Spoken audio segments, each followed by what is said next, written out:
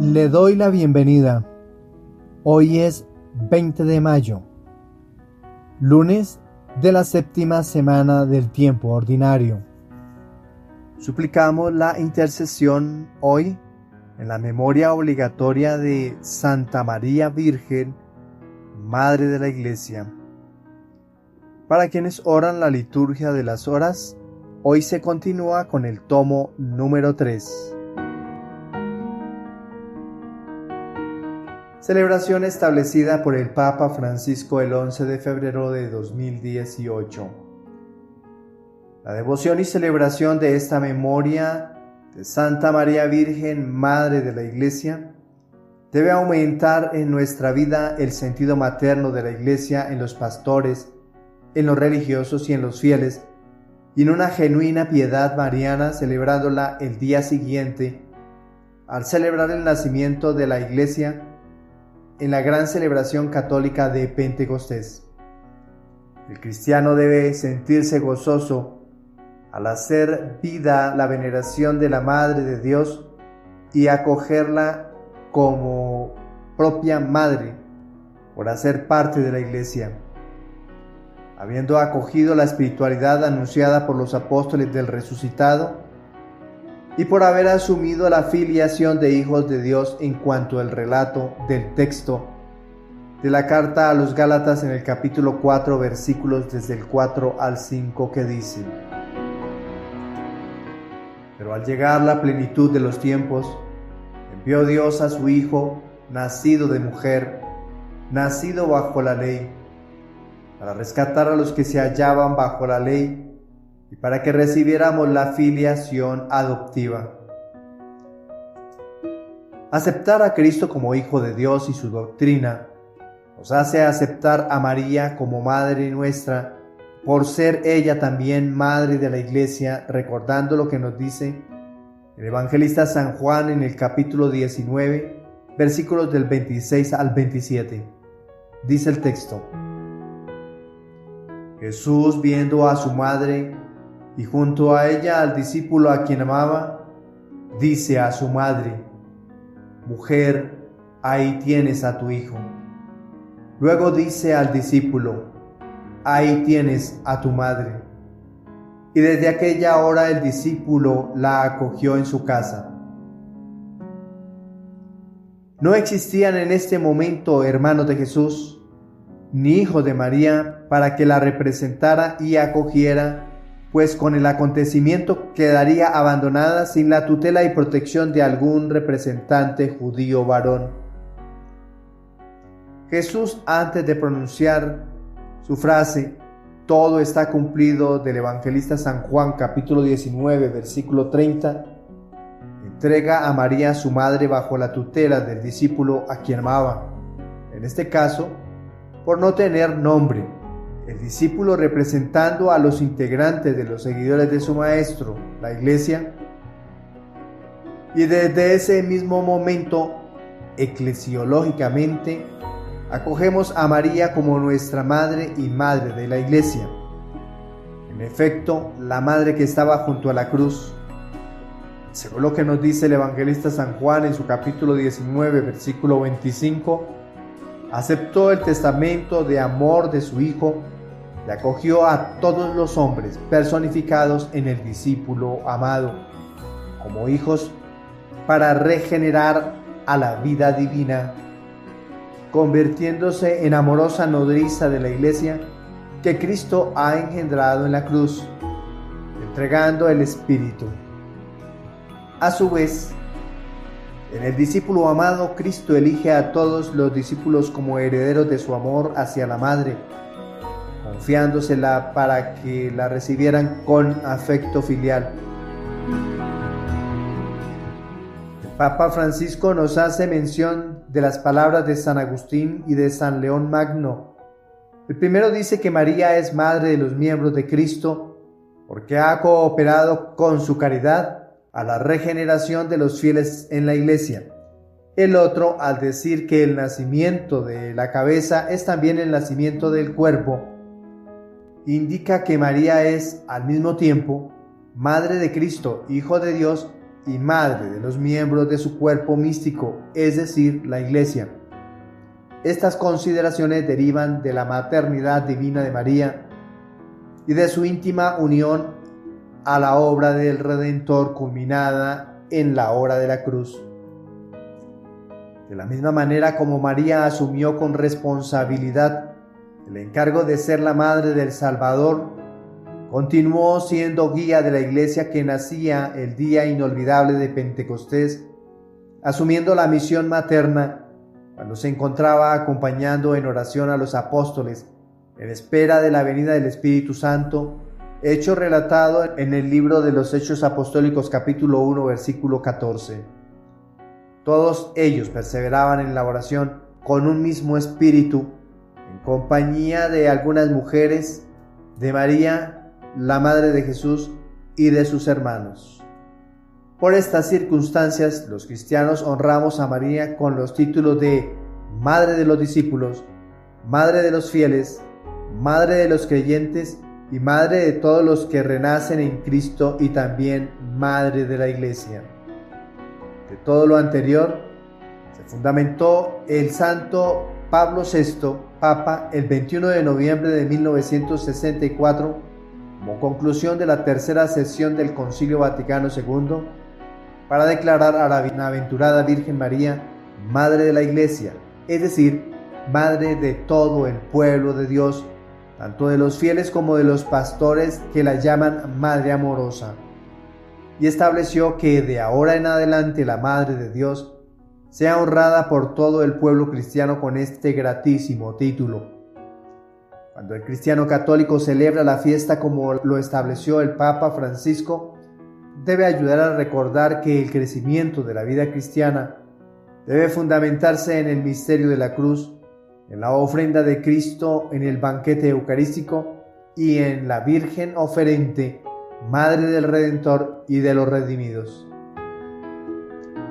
Gozosos entonces, celebremos esta memoria que nos une más a María como Madre y a nuestros hermanos los bautizados como hermanos católicos para celebrar la hermandad.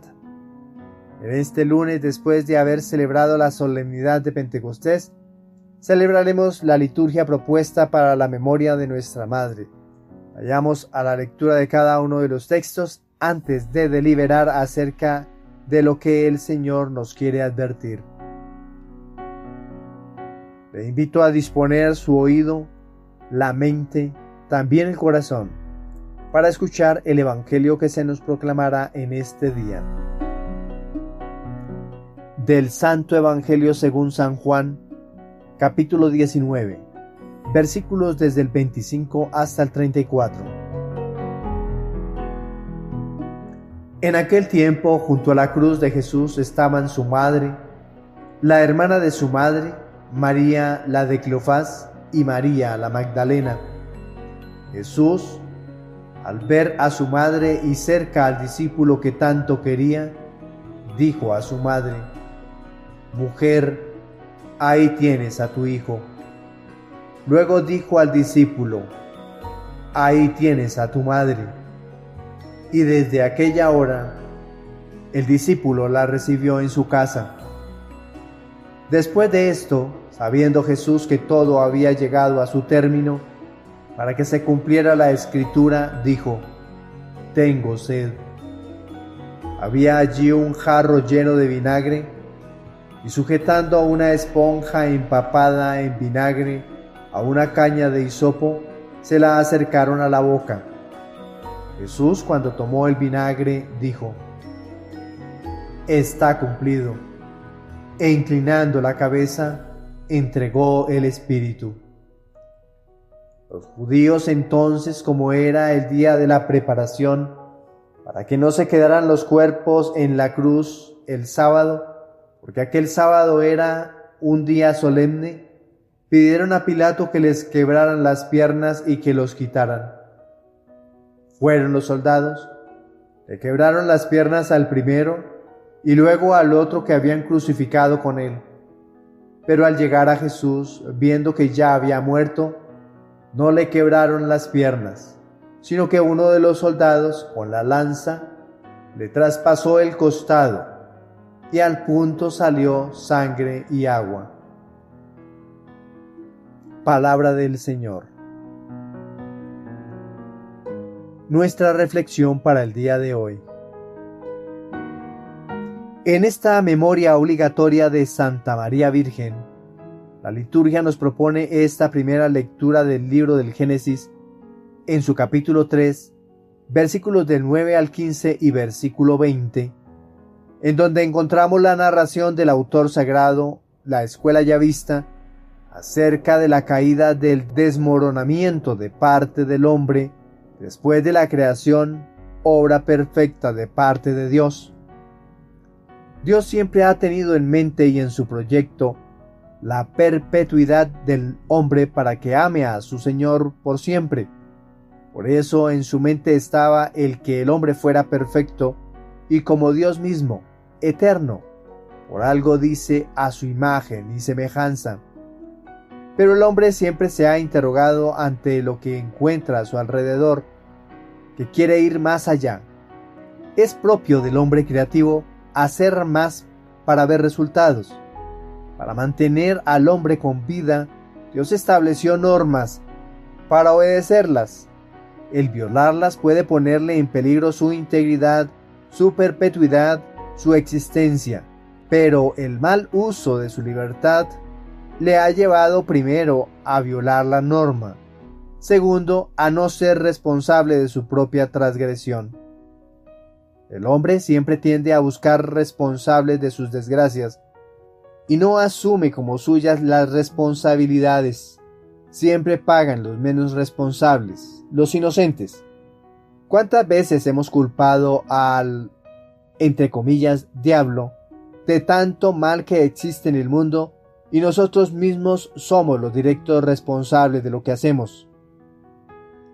Es el momento de asumir, pues para enmendar el error del hombre, desde el origen, Dios Padre ha querido reconstruir, renovar a su criatura el hombre, para devolverle la dignidad que ha perdido por causa del mal uso de su libertad. La celebración de hoy es María, la Madre de Jesús, como proyecto para restablecer el daño causado por el conformismo del hombre y su desobediencia.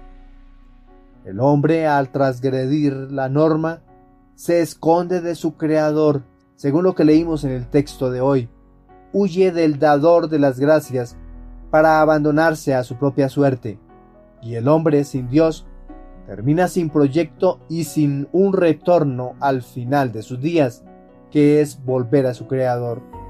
Por tal razón, hoy celebrando a María como Madre de la Iglesia, el Señor quiere enrutar a la criatura, el hombre, hacia la Iglesia, hacia su Madre, la que un día le sumergió en las aguas del bautismo para ser redimidos y guiados a vivir de una mejor forma bajo la protección del Creador.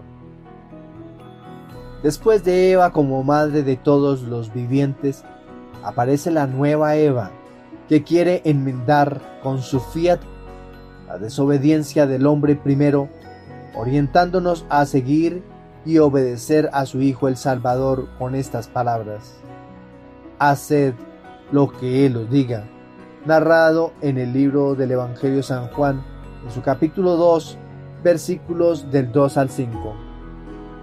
Profundicemos un poco más acerca de esta lectura. El Génesis, de donde es extraído el relato del día de hoy, es el primer libro del Pentateuco tradicionalmente atribuido, al menos su contenido, a Moisés. Aunque se compuso en un proceso largo, se cree que el material que tenemos en nuestras manos comenzó a desarrollarse en el segundo milenio antes de Cristo, al menos de manera oral, recopilado y editado hasta la época del exilio babilónico en el siglo VI antes de Cristo, donde ya existía la escritura. En la época de Moisés todavía no existía. El Génesis relata los orígenes del mundo y de la humanidad, presentando las primeras interacciones entre Dios y la creación. En el capítulo 3 se describe la caída del hombre, un momento crucial que explica la entrada del pecado y la alienación en el mundo. ¿Qué nos dice el versículo 9? Pero el Señor Dios llamó al hombre y le dijo: ¿dónde estás? La pregunta de Dios no busca información, sino que invita a la reflexión y el reconocimiento del pecado. Dios, como omnisciente, ya sabe la respuesta, pero ofrece a Adán la oportunidad de confesar, de volverse a acercar a su Creador. Este versículo destaca la iniciativa divina en la búsqueda del hombre caído. A pesar del pecado, Dios busca restaurar la relación con la humanidad. La pregunta ¿dónde estás? Es una invitación a la autoconciencia y a reconocer la separación causada por el pecado. Versículos del 10 al 11. Oí tu voz en el jardín y tuve miedo porque estaba desnudo. Por eso me escondí. Y él le dijo: ¿quién te ha hecho saber que estabas desnudo? ¿Has comido del árbol del cual te mandé que no comieses? Adán confiesa su miedo y vergüenza, síntomas del pecado. Dios cuestiona, señalando la desobediencia y la conciencia del pecado. Aquí vemos el reconocimiento del pecado y sus efectos inmediatos: miedo, vergüenza y ruptura de la comunión con Dios. La pregunta de Dios resalta la gravedad de la desobediencia. Versículos desde el 12 hasta el 13. El hombre respondió: la mujer que me diste por compañera me dio del árbol y yo comí. Entonces el Señor Dios dijo a la mujer: ¿qué es esto que has hecho? La mujer respondió: la serpiente me engañó y comí. Adán y Eva intentan evadir la responsabilidad. Adán culpa a Eva y Eva culpa a la serpiente, manifestando la ruptura relacional y la tendencia humana a esquivar la culpa. Este intercambio muestra la disfunción introducida por el pecado manifestada en la culpabilidad y el quebrantamiento de relaciones humanas y divinas. Versículos del 14 hasta el 15. Entonces el Señor Dios dijo a la serpiente: por cuanto esto hiciste, maldita serás entre todos los animales y entre todas las bestias del campo. Sobre tu vientre andarás y polvo comerás todos los días de tu vida. Y pondré enemistad entre ti y la mujer, y entre tu simiente y su simiente. Él te herirá en la cabeza, y tú le herirás en el talón. Dios anuncia juicio sobre la serpiente. La maldición implica degradación y humillación. La enemistad entre la descendencia de la mujer y la serpiente apunta a una futura redención. El versículo 15 es considerado el protoevangelio. La primera alusión a la redención futura y la victoria sobre el mal. El conflicto entre la simiente de la mujer y la serpiente simboliza la lucha entre el bien y el mal, con la promesa de la eventual victoria del Mesías. Versículo 20. Y el hombre llamó el nombre de su mujer Eva, por cuanto ella era la madre de todos los vivientes. Adán nombra a su esposa Eva, en hebreo Java, que significa vida o viviente, reconociendo su papel como madre de la humanidad. Este versículo cierra el pasaje con una nota de esperanza y continuidad. A pesar del pecado y sus consecuencias, la vida continúa y hay esperanza en la promesa de redención. Algunas palabras para tener en cuenta en el relato del día de hoy. Palabra hebrea que el relato utiliza como pecado es hatat, pecado. La raíz de la palabra implica fallar en alcanzar un objetivo, enfatizando la desviación del propósito divino. Hablando de la serpiente, el texto bíblico utiliza la palabra hebrea arum, que traduce astuto, utilizado para describir a la serpiente que resalta su engaño. Y para hablar de las descendencias utiliza el texto la palabra sera, simiente o descendencia, palabra clave en la promesa de la redención futura. San Ireneo de León interpretó en este relato del Génesis en su capítulo 3 y versículo 15 como el protoevangelio, la primera promesa de redención en la Biblia. Vio en la simiente de la mujer una referencia profética a Jesucristo, quien vencería al pecado y al diablo. Si actualizamos el texto bíblico para el día de hoy, cuando ya hemos vivido la celebración de Pentecostés, este pasaje nos recuerda la necesidad de redención y la promesa de restauración a través de Jesucristo. La obra del Espíritu Santo en Pentecostés completa esta promesa trayendo la presencia de Dios y la victoria sobre el pecado al creyente. Hoy, como Adán y Eva, debemos reconocer nuestras fallas y buscar restauración en Dios. La promesa del protoevangelio sigue siendo relevante. La venida de Cristo y el envío del Espíritu Santo confirman esta esperanza. La esperanza es la conversión, la redención. La obra del Espíritu Santo busca restaurar nuestras relaciones con Dios y con los demás, llamándonos a vivir en amor y unidad. Por eso, nuestra restauración en las relaciones es la clave para alcanzar la salvación. ¿Qué podemos concluir del relato que hemos proclamado en el día de hoy del libro del Génesis?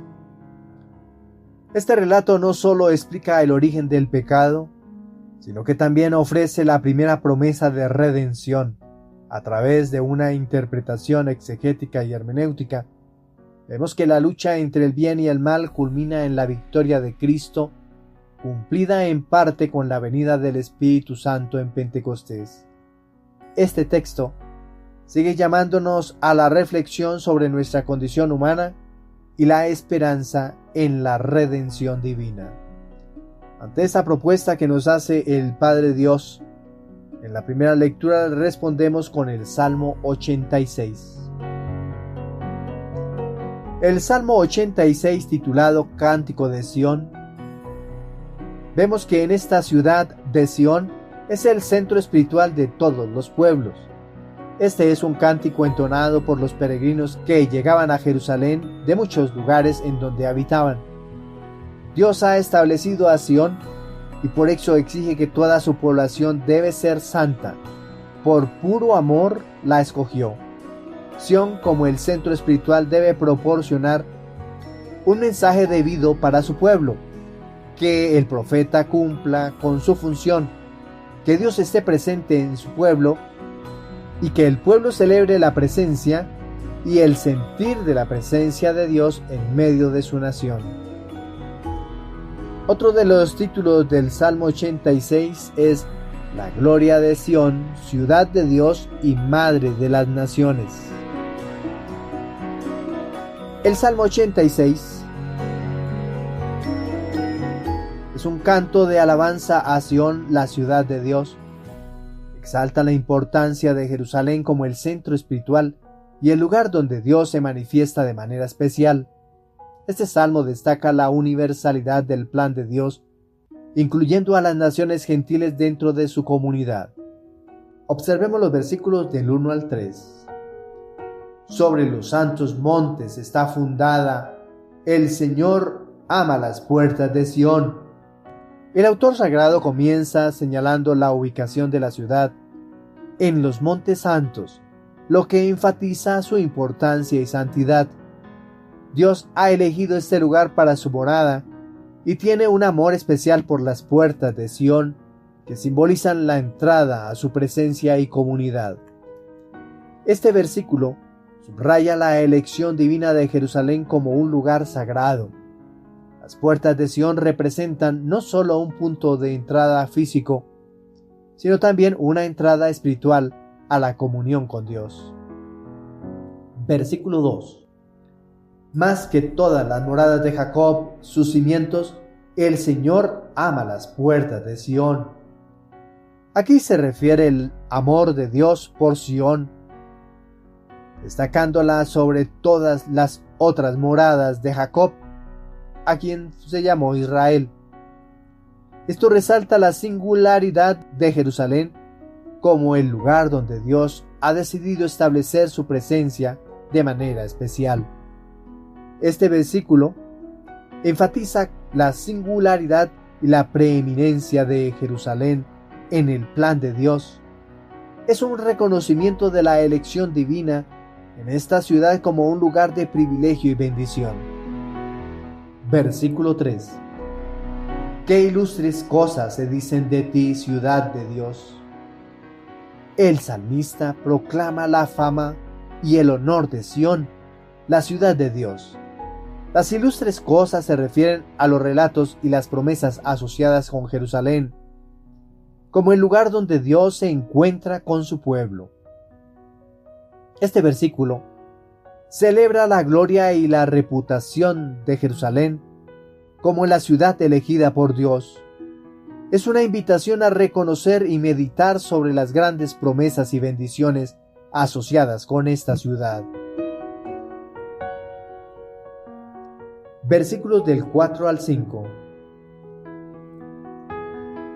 De Rahab y de Babilonia se dice: He aquí a Filistea y Tiro, con Etiopía. Este nació allí. El salmista menciona a diversas naciones: Rahab, que está ubicada en Egipto, a Babilonia, Filistea, Tiro y Etiopía, y afirma que se les atribuye haber nacido en Sión. Esto simboliza la inclusión de las naciones gentiles en la comunidad de Dios. Este versículo refleja la visión universal de la salvación y la comunidad de Dios. Sión no es solo para Israel, sino que se convierte en la madre espiritual de las naciones, cumpliendo la promesa de que todas las naciones serán bendecidas a través de la descendencia de Abraham. Versículo 5. De Sión se dirá: todos han nacido en ella, y el Altísimo en persona la ha fundado. El salmista proclama que todos, incluidos los gentiles, tendrán el derecho de decir que han nacido en Sión. Esta declaración enfatiza que la pertenencia a la comunidad de Dios trasciende las fronteras étnicas y geográficas. Este versículo reafirma la centralidad de Sión y la acción divina en su fundación. La inclusión de todas las naciones destaca el plan redentor universal de Dios y la expansión de su reino. Versículos del 6 hasta el 7. El Señor registrará en el censo a los pueblos. Este nació allí. Dios mismo llevará un registro de aquellos que pertenecen a su pueblo, y se dirá de ellos que nacieron en Sión. Este acto de registrar en el censo es un símbolo de aceptación y ciudadanía divina. Este versículo indica que la pertenencia al pueblo de Dios es reconocida y afirmada por el mismo Dios. La ciudadanía en Sión es un privilegio otorgado por Dios que incluye tanto a israelitas como a gentiles. Versículo 7. Y cantarán mientras danzan: todas mis fuentes están en ti. El salmo concluye con una imagen de alegría y celebración. Aquellos que pertenecen a Sión reconocerán que todas sus fuentes de vida y bendición provienen de ella. Fuentes simboliza la provisión divina y la vitalidad espiritual.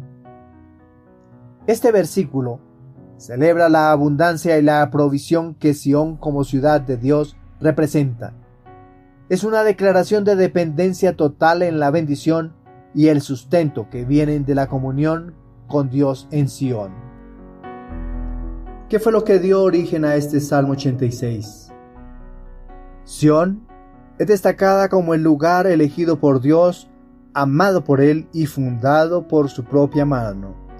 Es decir, la elección es una elección divina. Y por último, la universalidad del plan de Dios. La inclusión de las naciones gentiles en el registro de Sión muestra la visión universal de la salvación y la comunidad de Dios. La imagen final del canto y danza refleja la alegría de pertenecer a la comunidad de Sión y recibir sus bendiciones. Por eso el Salmo expresa gozo y celebración. ¿Qué podemos concluir del Salmo 86 en el día de hoy? Este Salmo celebra la gloria de Sión como la ciudad de Dios y madre de las naciones. Destaca la elección divina de Jerusalén y la inclusión universal de las naciones gentiles en el plan de Dios. A través de una exégesis y hermenéutica cuidadosa, este salmo nos invita a reconocer la centralidad de la comunión con Dios y la alegría de pertenecer a su pueblo, una comunidad que trasciende fronteras y etnias, anticipando la plenitud de su reino. La propuesta del Evangelio.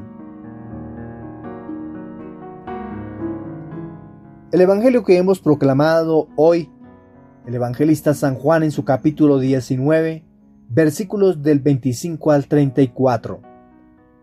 Solo el evangelista Juan hace referencia a este acontecimiento, el que hemos narrado hoy, el de Jesús junto a su madre a la cruz.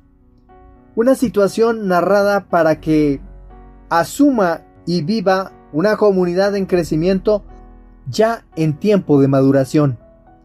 La propuesta está dada que quien ama al Hijo debe estar junto a la cruz. Es importante que quien se haga llamar cristiano no acepte estar junto a la cruz y a cambio la odie como cadalso, condena y pena de muerte. Jesús asumió la cruz, la cargó, la abrazó por amor a toda la humanidad. Y a ejemplo de él debemos también amarla, abrazarla y rendirle culto de veneración todos los días de nuestra vida, para recordar que estar junto a la cruz es estar junto a quien dio su vida en cruz para rescate y salvación universal. Luego Jesús se dirige al discípulo fiel, al discípulo leal del signo de la resurrección, con estas palabras: ahí tienes a tu madre. ¿A quién le diría Jesús estas palabras? Algunos dicen que a Juan, pero el texto más antiguo, el evangelista San Marcos, dice que todos lo abandonaron. Jesús quedó solo en la cruz, solamente lo acompañaban las mujeres. Acordémonos que este texto bíblico es del año 95-98. Ya han pasado cerca de 65-68 años de la muerte de Jesús y las comunidades ya deben ser comunidades crecientes, comunidades maduras, y están reconociendo que un discípulo de Jesús no puede abandonar a su maestro en medio de las dificultades. Están en plena persecución, están persiguiendo a los cristianos. Muchos huyen, pero el discípulo que ha escrito este texto bíblico está animando a todos los integrantes de la comunidad a estar junto a la cruz, junto al sufrimiento, junto al dolor. No hay que huir de él. Por eso, este relato debe ser interpretativo, donde Jesús le está diciendo a ese discípulo que permanece fiel a sus palabras: ahí tienes a tu madre. A su madre la recibimos y aceptamos como madre nuestra, una madre espiritual, condición que permite consolidar nuestra relación de afinidad con Jesucristo, como nuestro hermano. Ojo, como nuestro hermano, no como nuestro Padre. Pues tanto Él como nosotros somos hijos del mismo Padre. Tanto el discípulo como nosotros debemos entonces aceptarla y recibirla en nuestra casa, para que nos acompañe y anime a ser fieles discípulos del Hijo de Dios. El amor profundo de Jesús por su madre impide que ella quede en el mundo huérfana, sin cuidado y protección ni sostén. Por eso, antes de abandonar este mundo para ir a evangelizar a los muertos, Jesús resuelve su situación poniendo una responsabilidad. Mujer, ahí tienes a tu hijo. En el principio, cuando Dios creó al hombre y a la mujer, les dio plena libertad, autonomía y responsabilidad de su vida. Pero por desobediencia y por no asumir cada uno su propia responsabilidad, la primera pareja perdió su dignidad y Eva, la hembra, pasó a ser sometida. Lo que nos narra el libro del Génesis en el capítulo 2, versículo 23. Dice el texto: Entonces éste exclamó: Esta vez sí que es hueso de mis huesos y carne de mi carne. Esta será llamada mujer, porque del varón ha sido tomada. Hoy Jesús en la cruz toma el término mujer para devolver a la abandonada su dignidad, la misma del comienzo y en plenitud. Debe María acoger al discípulo que Jesús tanto quería como a su hijo. Es este discípulo quien representa a la iglesia, al discípulo que debe admitir cómo debe ser un discípulo finalizando ya el primer siglo. Los otros abandonaron al Señor, abandonaron la misión. Un discípulo de hoy debe ser como este discípulo, apoyar a su maestro en las buenas y en las malas, y otras características que nos deja ver el Evangelio en otros textos de referencia del discípulo amado. Profundicemos un poco más en el texto de hoy. El Evangelio según San Juan, escrito alrededor del final del siglo I, presenta una perspectiva teológica profunda y distintiva sobre la vida, la muerte y resurrección de Jesucristo. Juan, uno de los discípulos más cercanos a Jesús, ofrece una narración rica en simbolismo y enseñanzas espirituales.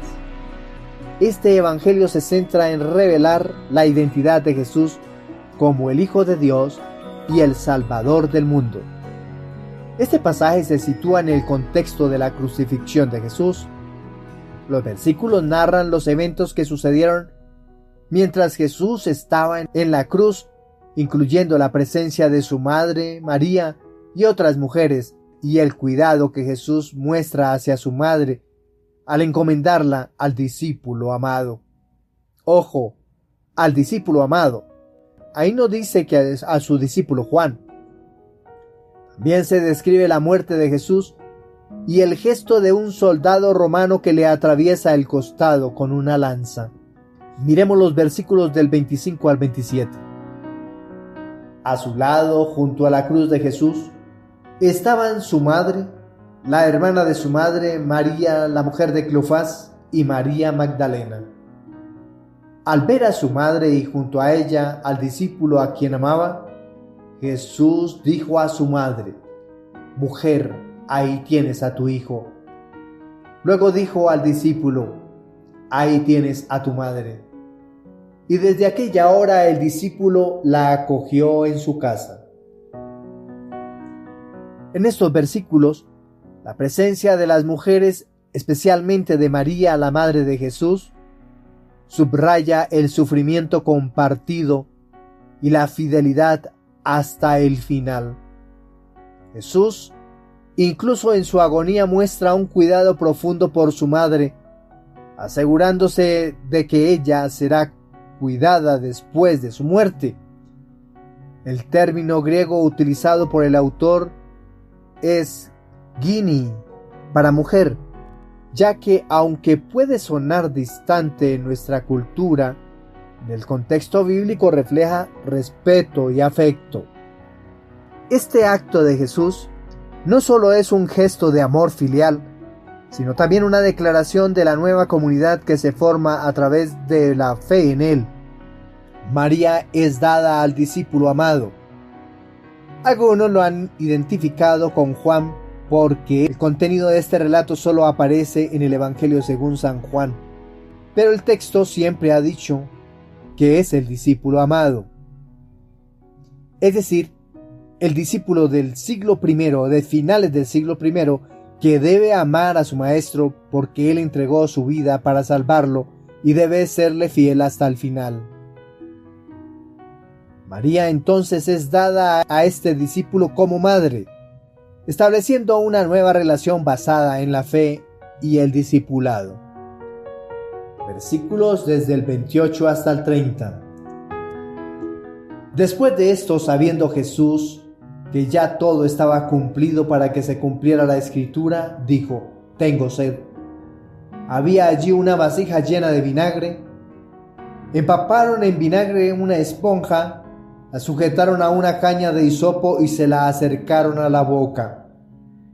Jesús probó el vinagre y dijo: todo está cumplido. E inclinando la cabeza, entregó el espíritu. El cumplimiento de las Escrituras es un tema recurrente en el Evangelio de Juan. La expresión tengo sed y el acto de recibir vinagre apuntan a la humanidad de Jesús y al cumplimiento de las profecías del Antiguo Testamento narrado en el Salmo 68, versículo 21. La declaración todo está cumplido utiliza el texto griego tetelestai y es crucial, indicando que la obra redentora de Jesús ha sido completada. Este versículo resalta la consumación del plan de salvación de Dios a través del sacrificio de Jesús. Su muerte no es una derrota, sino el cumplimiento de su misión redentora. Versículos del 31 al 34. Entonces los judíos, como era el día de la preparación, para que no quedaran los cuerpos en la cruz el sábado, pues este sábado era muy solemne, pidieron a Pilato que les quebraran las piernas y los quitaran. Fueron los soldados y quebraron las piernas al primero y al otro que habían sido crucificados con él. Pero al llegar a Jesús, como lo vieron ya muerto, no le quebraron las piernas, sino que uno de los soldados le atravesó el costado con una lanza y al instante salió sangre y agua. El no quebrar las piernas de Jesús cumple la profecía de que ninguno de sus huesos sería quebrantado, según lo que está narrado en el texto bíblico del Éxodo en su capítulo 12, versículo 46, y en el Salmo 33, versículo 20. La mezcla de sangre y agua que brota de su costado es simbólica, con múltiples interpretaciones en la tradición cristiana. La sangre representa el sacrificio de Cristo, también la Eucaristía, mientras que el agua puede simbolizar el bautismo y el Espíritu Santo. También puede simbolizar la sangre, la divinidad de Dios. Jesús entrega toda su divinidad para que el hombre se sumerja en ella y sea rescatado. Su agua significa la humanidad. Jesús en la cruz entregó absolutamente todo, su divinidad y su humanidad, todo para que el hombre sea rescatado. Jesús generosamente se abandonó y se entregó absolutamente sin reservarse absolutamente nada para él. La herida en el costado de Jesús y la salida de sangre y agua son vistas como símbolos sacramentales, prefigurando los sacramentos de la Eucaristía y el bautismo. La iglesia primitiva vio en este evento la creación de la iglesia misma, nacida del costado de Cristo, similar a Eva, nacida del costado de Adán. En la actualidad, este pasaje nos invita a reflexionar sobre el sacrificio supremo de Jesús y su amor inclusivo. La entrega de Jesús en la cruz nos llama a una vida de amor y servicio. En un mundo donde el sufrimiento y la injusticia están presentes, la pasión de Cristo nos recuerda que Dios está con nosotros en nuestro dolor y que su sacrificio tiene un propósito redentor.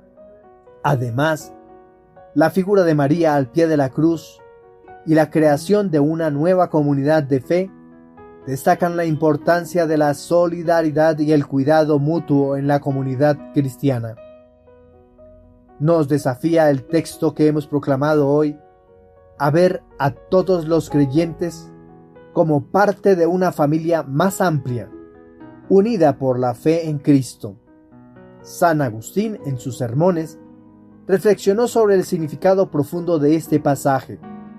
Él vio en el acto de Jesús de encomendar a su madre al discípulo amado una imagen de la iglesia, donde María representa la humanidad reconciliada y el discípulo amado representa a cada creyente.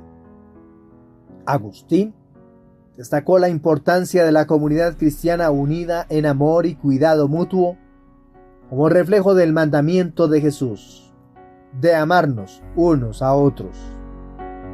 Y por último, la palabra griega que utiliza el evangelista para hablar acerca de la herida que causaron a Jesús con la lanza es pleurá, referente a la herida de Jesús, simbólicamente rica en la tradición cristiana.